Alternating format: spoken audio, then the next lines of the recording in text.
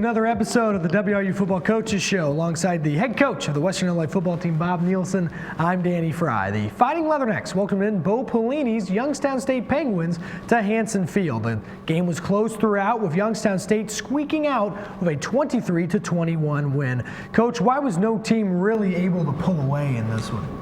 Well, part of it was the style of football that the game ended up being. They're very much a ball control offensive football team with a talented defense, and they were able to control the football offensively at critical times, and we struggled moving the ball with consistency against them all day. Now take a look how the teams moved the ball in the first half highlights. So wet and rainy Halloween before the game. The rain did die off by the time of kickoff, and the Penguins, keeping it on the ground early to Martin Ruiz, picks up the first down on their first drive, and Ruiz is really a balanced back for the Penguins, Coach. Yeah, good player. He has been a good player there for a couple of years. I think 2 years ago was the freshman of the year in the league. A field goal attempt by Zach Kennedy doinks off the upright, no good. Leathernecks with a stop, stays deadlocked at 0. But the next Penguin drive, they'll bring in Ricky Davis at quarterback, known as a running threat, but he airs it out to Andre Stubbs for the first score of the game. Defense maybe caught a little bit off guard there on that play. Yeah, he hadn't thrown the ball a lot. Certainly a specific play off of play action to try to get somebody open. We got into a matchup situation there with our defensive call that probably wasn't the best matchup to be in, where we had a linebacker running with the wide receiver. And then Western would go to offense, and of course you talk about Nico Watson. Well, Western will go, they'll get in yang, hand off to Steve McShane, the perfect complement to Watson, bursts up the middle. He did a good job finding his gap, Coach. Steve ran well.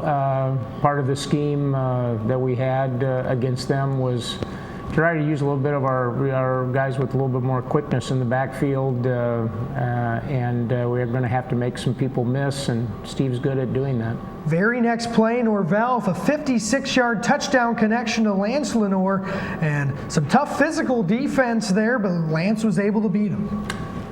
Physical play by Lance. Those were some real battles on the perimeter that probably went unnoticed during the game.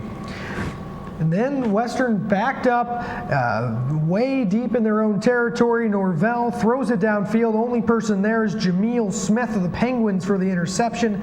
Looked like some miscommunication there between him and Lance. Yeah, poor decision by Trent. Threw the ball into a double coverage situation. Lance broke the route off. We got to go a different direction there with that football, or just throw it out of bounds and take the incompletion. Yeah, normally Trent's done a pretty good job of that so far this year, but Western would get a big 3-and-out stop, and then YSU would still convert that into points, though, with a 46-yard field goal by Kennedy, 10-7, Youngstown State at that point. Leathernecks to punt it away in their next drive. Andre Stubbs back to have it, but wait a second, he muffs it, picked up by the true freshman long snapper Hunter Varga, right place at the right time. Yeah, good coverage on the play. He bobbled the ball and grazed the ground, and our guys were right on the spot to be able to recover it. Norvell doing the clap count, hit as he throws, but pass interference will be called with a Joey Borsellino in the area. Unsportsmanlike conduct penalty on Bo Pelini, and then at that time, Coach, it was time to capitalize. Yeah, we got the penalty helped us here. We had to take advantage of it, and offensively we were able to do that. And then go to Nico Watson. We talked about setting up with McShane, and then they would turn it over to Nico Watson. Out of the shotgun, 7-yard rumble, probably the best way to describe it, taking some Penguins with him into the end zone.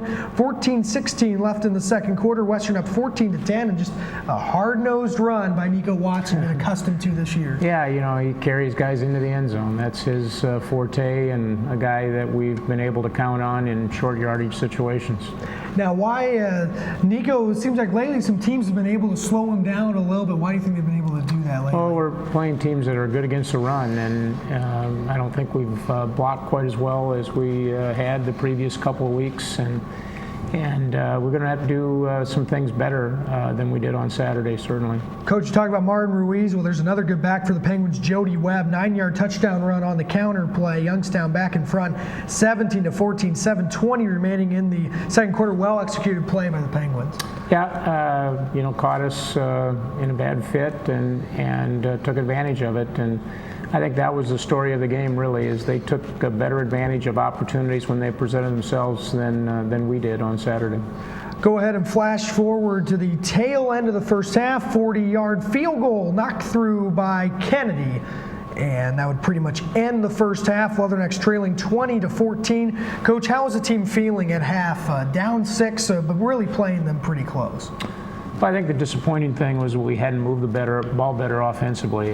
Defensively, we hung in there, made a couple of big stops when they had good field position, held them to field goals, and at 20-14, certainly feel like you're still in the game and have a chance to come out in the second half and get some momentum back, and that was our goal. It wasn't that we had to make a lot of adjustments. We just had to execute better than we did in the first half. Coach, even the rain stop or conditions a factor? Trent Norvell had a little bit of problem throwing the football. Yeah, I don't think the weather really had anything to do with it. I think it was more Youngstown coverage and the fact that we didn't execute some of the things that we needed to do against what they did defensively to be able to move the ball.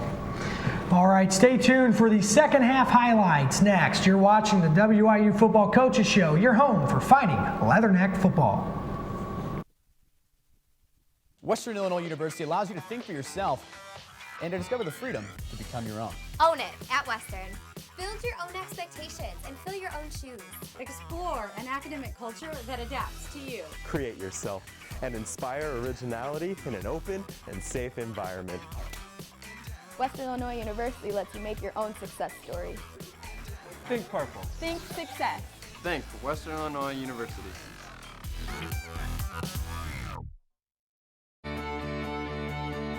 Music has always been my thing. I not only get to play it, but I also have opportunities to learn from award-winning guest musicians. My professors offer me the personal attention I was looking for in a music program and challenge me to reach my fullest potential. I know my experience at Western is just the beginning of my success story. Think purple. Think success.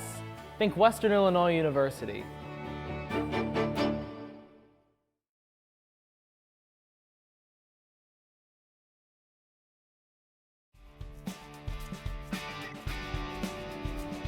I'm Matt Tanney, Western Illinois University Interim Director of Athletics. Please stay connected with us by following Western Illinois Athletics on Facebook, Twitter, and Instagram. You will have access to exclusive stories and updates while receiving the latest details on special giveaways. For additional information on our 20 Division I programs, visit goleathernecks.com. And remember, there's only one Leatherneck Athletics. Welcome back to the WIU Football Coaches Show. I'm Danny Fry alongside Leatherneck head football coach Bob Nielsen. Another close game at half. Last year, Coach, you came out of the half against Youngstown State with 16 unanswered points. What needed to be done to have a half similar to that this time around? Play better. That was the bottom line offensively. We needed to start, being better balanced. We hadn't thrown the ball very well. We hadn't gotten open very well. Which, if we could do that, was going to open up some opportunities to run the football. And honestly, I think the big thing defensively was to keep playing the way that we did. We were pretty good on third down and good when we needed to be good and through the course of the first half. The defense definitely came out to play in the second half. Let's now take a look at the second half highlights from Hanson Field. Quick dump-off pass, but Gavin Ricketts is there. Big hit to fire up the Leatherneck defense. It seems like Ricketts and Harley are always in there to get the team going, and then Leatherneck offense putting together a drive. Nico Watson, another barreling run to the goal line. Not a whole lot of yardage in this game that we talked about, but he did have some crucial carries for you guys. Yeah, big carry there. Red zone possessions needed to turn into touchdowns for us, and we knew that from a point standpoint, and this was an opportunity for us to get the ball in the end zone. That set up a 1st and goal from the 2-yard line. Watson never giving up. Battles gets the ball over the plane for the score. Extra point puts WIU in front 21-20, and Coach, at this point, got to like the way your offense was able to answer and get points on the board like you're talking about in the second half. Yeah, we were able to take advantage of a shorter field possession, move the ball with a couple of passes and a couple of runs into the end zone, and I liked the way we were headed here offensively and really felt like we had some momentum in the game. Yeah, and talk about the momentum of Nico Watson somehow forcing his way through there and getting it over to signal the touchdown. And Youngstown State, they weren't done at that point either, though, as the Leathernecks up 21-20. Wells finds Andre Stubbs. He'll shake off a tackle from Aaron Diggs, and that's a play that the secondary usually makes. Yeah, and, slipping that tackle, got another 25 yards, put him into field goal range, and that field goal was able to put him back on top. Coach, you mentioned defense really good on third downs. Here's a big third down stop by Brett Taylor and company, but unfortunately, usually Youngstown State was able to be in field goal range anyway, and they got a good one, and Zach Kennedy boots in the 30-yard field goal attempt, and at that point it was 23-21 Penguins. And then McShane catches the screen pass, and he'll move into Youngstown territory at the 49. After 3 quarters of play, the Penguins leading 23-21. First play of the fourth quarter, 4th and inches, Watson push back, and we talked about Coach, normally he gets that. Yeah, we 4th and 1, certainly in range where we could have kicked a field goal, or at least had a field goal attempt, but we feel pretty confident about our 4th and short yardage situation. And those situations are always just based on where the referee puts a spot down. The Leathernecks do get the ball right back. Ball don't lie. Xavier Rowe with the interception, Luis Sharp filling in for Xavier Rowe with the interception. What a play by the senior Luis Sharp. It was good to see Luis come in, and Xavier had gotten a little bit banged up, and so we were able to rotate Luis in, and it was great to see him make that kind of a play. Yeah, just good inside positioning, and he was jacked up, and the Leathernecks trying to take advantage of it. As we mentioned, the passing troubles for Norvell. No problems here, though, finding Adam Hoogerwerth for the first time of the game. Moves into Youngstown State territory. Drive would stall out, though, and then final possession for Western on 4th down.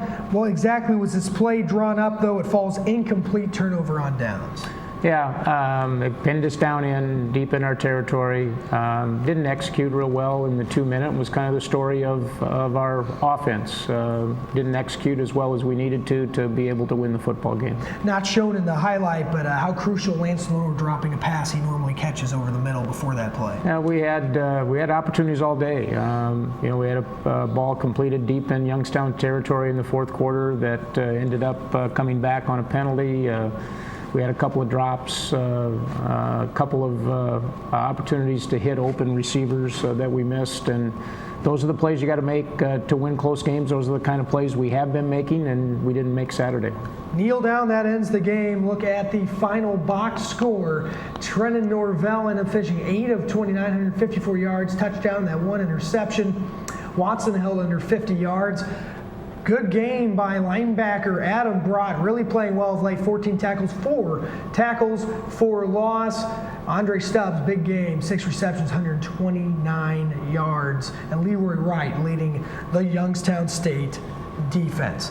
Coach, the pass defense of Youngstown State, they've really lived up to the hype and able to move the ball a little better in the second half. Why was that? We executed some route combinations a little bit better. Our receivers created a little bit of space, things that we didn't do very well in the first half. And the other thing is we protected the quarterback better. First half, we struggled with pass protection, and they were able to get to Trent to force some throws before we were ready to get rid of the football. And so a combination of things, just not consistent enough, and overall, very disappointing game that we're going to look back on and certainly feel that we had plenty of chances to win.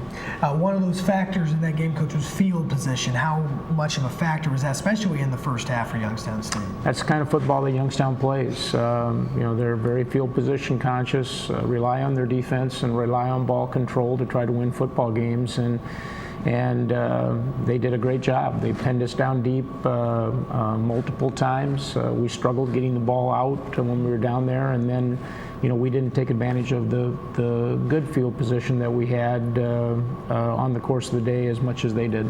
Overall, the defense played pretty well. What did you see from them, and what little tweaks need to be worked on?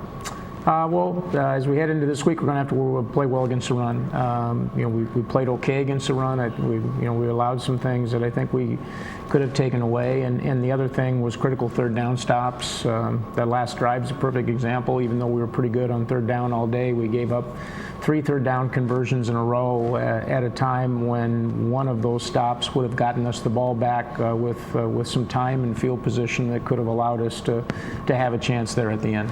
More on the way next. You're dialed into the WIU Football Coaches Show. Founded in 1985, the Missouri Valley Football Conference has established a tradition of FCS football excellence. Competing at the highest level at NCAA Division I, student athletes at its 10 institutions demonstrate character, passion, and integrity as they grow as a student, an athlete, and a citizen. The Missouri Valley Football Conference, where leaders are shaped and champions are forged.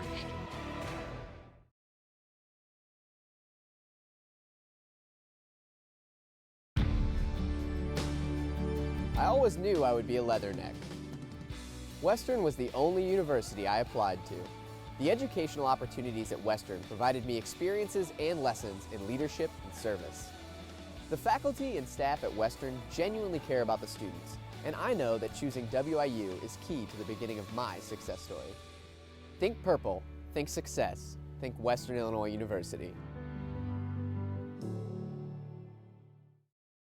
Welcome back to the WIU Football Coaches Show. I'm your host, Danny Fry. In college football, one of the toughest jobs, without a doubt, is in the kicking unit. Although they can sometimes get a bad rep, the special teamers can often change outcomes of games. It's one of those things on offense. When we get the ball, I start warming up when we get to the 50-yard line, and whenever I feel I'm in range, we kind of talk about it before the game, and put me out there. We trust each other, so it's one of those relationships that kind of works out. It's exciting, sometimes you're always going to have critics out there, if you do good or bad in every game, and you just got to ignore that stuff and go into every game, positive attitude. It's great learning from Nate, and this year I'm starting to do a little bit more on my own, focus more on bettering myself while he's doing more of bettering himself, and so it's great. But working together and being out here today and every day just competing against each other is a great feeling. Because everybody thinks they can snap until you hand them a ball, and then they figure out it's not that easy. I actually snapped only 1 year in high school, and fortunately I happened to be pretty good at it.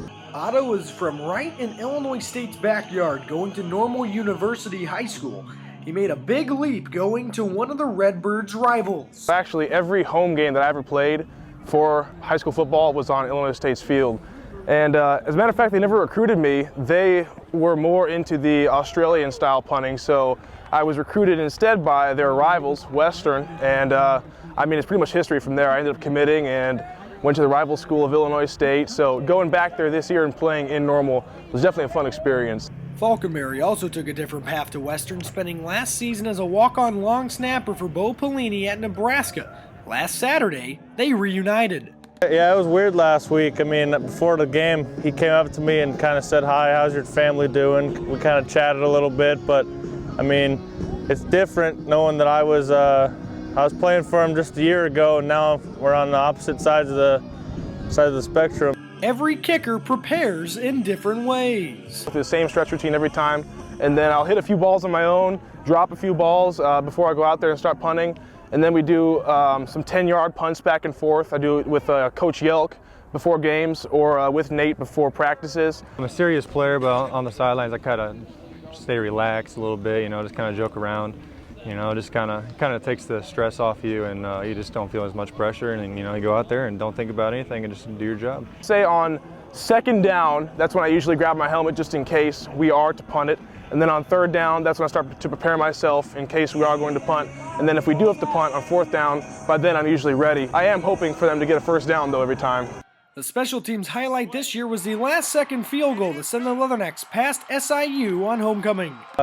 When you don't talk about a snapper, they're doing their job. So I was glad that we got that snap off, Nate got that kickoff, and we were able to get that that first conference win and get us rolling there. No, like you said, the snap was good, the hole was good. I see the ball, and it was one of those kind of just like a chip shot, and I was just ready for it, and it went through, and I was pretty excited about it, and the team was excited about it, and kind of gave us a boost for the next few games.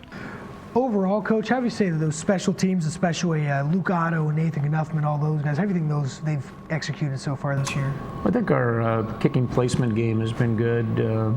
Punting still becomes an area of concern for us. We need to punt the ball better and more consistently there, and it may be a deal through the rest of the year that you're going to see both guys punting a little bit, both Luke and Nate. Coach and I will preview next week's matchup at North Dakota State next on the WIU Football Coaches Show. I chose Western because it reminded me of home and for its outstanding forensic chemistry program. My classes and academic experiences give me the knowledge I'll need for my career. The programs at Western teach me to lead and contribute to my community.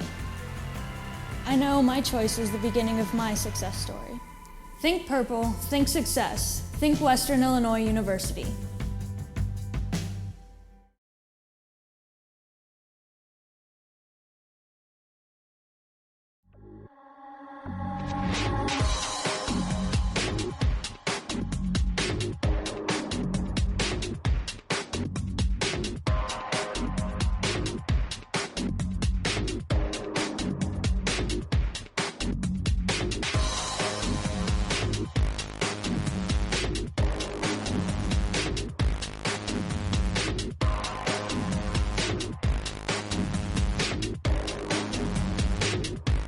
Western Illinois University allows you to think for yourself and to discover the freedom to become your own. Own it at Western. Build your own expectations and fill your own shoes. Explore an academic culture that adapts to you. Create yourself and inspire originality in an open and safe environment. Western Illinois University lets you make your own success story. Think purple. Think success. Think Western Illinois University. Welcome back to the WIU Football Coaches Show. I'm Danny Fry. It's time to check in on how the Missouri Valley teams performed last week. Some good games on tap for sure. Illinois State topping Indiana State in the Battle of the ISUs by a field goal, 27-24. Northern Iowa handling the Coyotes of South Dakota 22-7. And the team that Western gets this week, North Dakota State, able to squeak by Southern Illinois and Carbondale 35-29. And now the games on the docket this week in the MVFC Week 10 edition. Youngstown State looking to move over the 500 mark against Missouri State. Probably the game of the week will be Illinois State at South Dakota State in Brookings. Battle of the top two teams arguably in the Valley. And of course, Western and North Dakota State. The four-time defending national champion North Dakota State Bison, preseason number one. With a 6-2 record, the Bison are now ranked 5th, but back on track after back-to-back wins. Coach, what does NDSU do that's hard to stop? Well, a lot of things. They're first of all, their team is founded in playing great defense and running the football. They're a team that executes very well. Again, a lot of experience, a lot of depth. Teams that get to their level of competitiveness have done a good job in establishing that. And so the challenge for us is going to be to go to a pretty unfriendly environment and execute. We're going to have to contain the running game, try to force them into some off-schedule situations, and on the offensive side, we've got to move the ball and put points on the board, which is the thing that we didn't do well last year against them. Last year in WIU's homecoming game, the Bison had to come back to win late 17-10. What worked in that game to keep it really competitive and close? Well, we did exactly what we needed to do on defense. Played well against the rush and kept everybody in front of us and made them move the ball without getting big chunks. And offensively, we found a way to rush the football against a defense that's pretty hard to rush the football against. And this year we're going to have better balance, I think, to be able to score more points. Bison star quarterback Carson Wentz injured his wrist 2 weeks ago against South Dakota. Probably expected to miss at least 6 more weeks. How does this change the offensive game plan for the Bison? The quarterback that they're playing is a very good athlete. His strengths are a little bit more on the running side. Even though Wentz was a very capable runner, he threw the ball so well. He was a true dual threat in that capacity, and not that their backup won't throw the football. He certainly does a good job of it, but he really likes to run the football, and so there'll probably be even a little bit more quarterback run involved in their offense. That's Easton Stick, and he had a pretty good game against Southern Illinois. And defensively, the Bison are led in the middle by linebacker Nick DeLuca, 76 tackles, and those numbers very similar to Brett Taylor. Can you kind of compare the two a little bit?